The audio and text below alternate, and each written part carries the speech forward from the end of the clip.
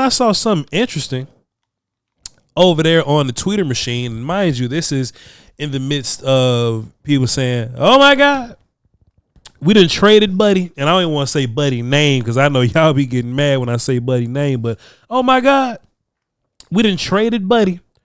Our pass rush was absolutely terrible. We ain't getting no pressure. And I said, And sometimes in the midst of the game, you don't really pay attention in that way. And then you go back and watch film and somebody's idea can give you different context as you watch a film. Then from the 33rd team, shouts out to them over there on the social media joint, they dropped a little situation here. Now, I don't know how they got these numbers. I don't know how they came to these conclusions. But for the sake of content, shit exists. Is what it is. But 33rd team dropped a little post, says defenses that generated on 40% plus of their pressures. What the hell? Defenses that generated pressures on 40% plus of their opponent's dropbacks. I can't read today. In week 1, excluding Sunday and Monday Night Football. Okay. So that's everything that happened from Cowboys to Baltimore versus Bills. Okay. I don't know how they came up with this number, but I'll just run it down for you. Pittsburgh Steelers 44%, Cowboys in second place at 42.4, and Football Wizards, Falcons, Broncos. I tell you what, the Washington Football Wizards got a crap ton of pressure on the Giants because the Giants look terrible out there. I went and looked at a little bit of that film, and they got some nonsense rolling out there. If you thought that Donovan Ezraku and Dante Fowler going to have some bad pass rushing days, boy, wait till they run into the Giants. It look bad over there. But the Cowboys at 42.4%. I don't know how they came up with that number, but for the sake of discussion, right? Did it feel like the Cowboys pressured Jalen Hurts damn near half of the time? It did. Did you hear what I said? But it didn't feel that way because you wasn't sacking them. You know what I'm saying? And just kind of think about it in that way. You know, you didn't get Jalen Hurts to the ground, you know? And if maybe there was a quarterback spy situation, then maybe you would have. But just from a sense of pressure, Jalen Hurts was running around in a circle. Now, he eventually converted first downs when he ran around in a circle, or he bought himself some time to find Dallas Goedert, Jahad Dawson. Notice I didn't say, Devontae Smith or A.J. Brown and nothing. He ain't find them. But for the most part, Jalen Hurts did kind of beat you with his legs. But it wasn't like designed quarterback runs. And it wasn't even designed Saquon runs, right? So like we're just talking about the Cowboys dealing with the run. It wasn't the design runs. It was the freestyle Jalen Hurts dip out plays. Jalen Hurts dipped out a lot. And if you go back and watch with context, it was because the pressure was getting to him. Did you get sacks? I would love it if I'm going to text some of my media friends, be like, hey, Nick Harris, Tommy Yarish, Kyle, if you ain't doing that, can you please ask Eberflus when they do the coaches press conference? Can you please ask Eberflus where we at on quarterback spot? What's your vibes on quarterback spot? Because as I look at the Cowboys schedule, like you're gonna see a lot of spy looking, needy characters popping up. Like you're going to Russell Wilson may run around next week. He got like 44 rushing yards, I believe, last year. Jordan Love, Justin Fields, especially when you go line up against the Jets. Bryce Young, the Washington Football Wizards, like it's running quarterbacks all day, every day.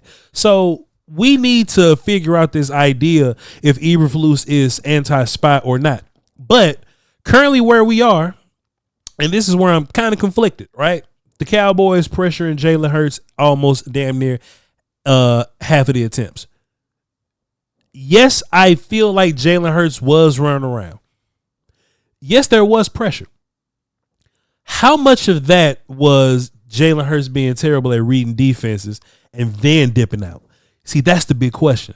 If Jalen Hurts was this super processy quarterback and he kept everything on the rails in the way of catching, processing, and throwing, that ain't Jalen Hurts' game. So is it that the pressure rate was so high because it was Hurts, he doesn't deal with that pressure very well, and then he just handles, Dante Fowler coming up the left side. He just handles Dante Fowler well, or he handles Donovan Ezraku well, especially with those two tackles that they have, right? Mailata and Lane Johnson. Is this a Cowboys having Jalen Hurts type number? Is what I'm saying to you. if we line up, and I say we, I mean Cowboys. I kind of got to work on that because I'm a fan, but I'm doing media stuff now. But the Cowboys line up against Jaden Daniels and the Washington Football Wizards. Now, Jaden Daniels can throw the football. He can process a little bit. Is it going to be different? Right? Is it going to be better? Is it going to be worse? That's what I'm saying to you. At some point, we have to look at the idea that you did eventually pressure these cats. And Marshawn Nealon got the sack. Kenny Clark should have got in, he should have got some of them numbers as well. It is what it is. Marshawn Nealon ended up with the sack. How many more could you have gotten? Was it scheme or was it just Eagles D-line beating you upside the head? I think a lot of the nonsense happened in the middle because Osa got busy as well. Kenny Clark got busy as well. And then you got the Marshawn Nealon stuff. Like the whole second half was filled with magic and wonder for your Cowboys defense. How do you take that and can you apply that to Russell Wilson or Caleb Williams when you line up against them? I think it's worth keeping eyes on, but we'll be talking about that throughout the week. In other news, Perion Winfrey has been declared a injury reserve character.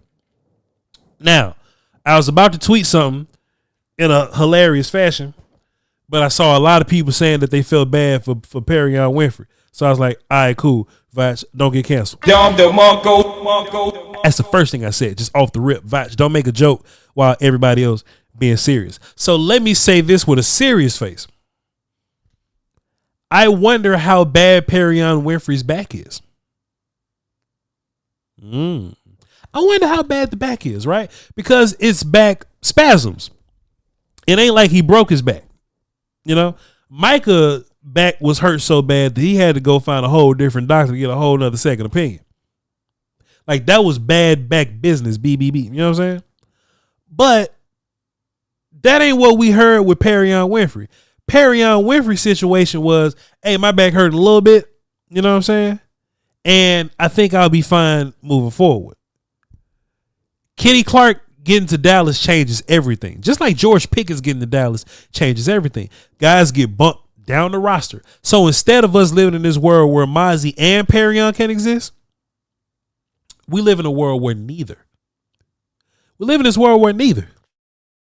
Pardon me. So now I'm looking at the situation, right? We're looking at Perion Winfrey as a guy that the Cowboys love. And we ran into this issue of if they play politics so bad that they end up keeping Mozzie over Perion Winfrey, I might get a whole nother attitude up in here, right? Remember that conversation we had where they were doing roster building and Mozzie made the team and we thought Perion didn't and we wanted to smoke everything in the streets, right?